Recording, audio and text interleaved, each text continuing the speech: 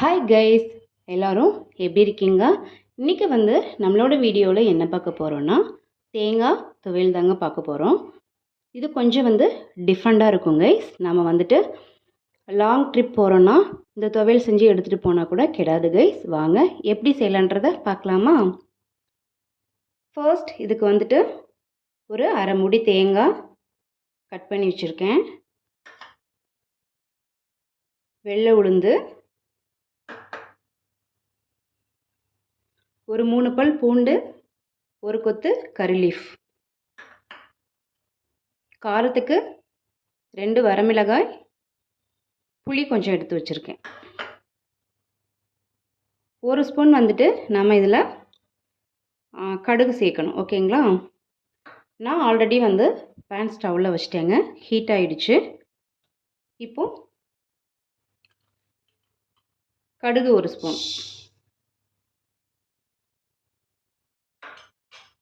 இப்போ இது வறுத்து எடுத்துக்கலாம்.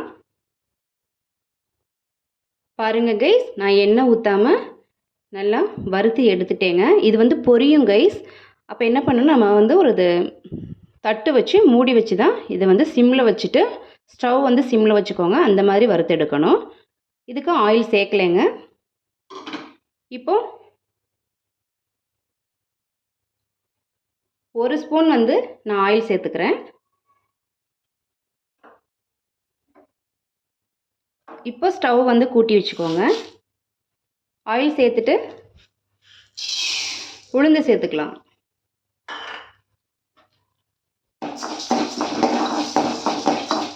உளுந்து வறுத்துக்கலாங்க.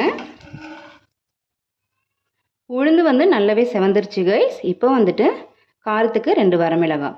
நீங்கள் வீட்டில் எத்தனை நபர் இருக்காங்களோ அதுக்கு தகுந்த மாதிரி நீங்கள் தேங்காய், உளுந்து, வரமிளகாய், காரம், புளி இது எல்லாமே பார்த்தீங்கன்னா அளவாக எடுத்துக்கோங்க. இப்போ இதில் பார்த்தீங்கன்னா பூண்டு, கருவேப்பிலை சேர்த்துக்கலாம்.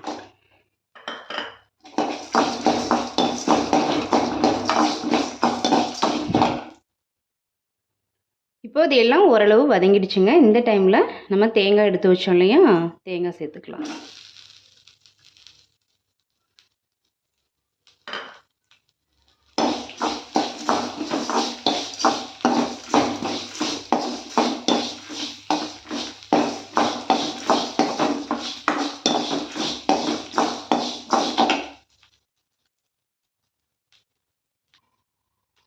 தேங்காய் சேர்த்து ரொம்ப வதக்க தேவையில்லைங்க.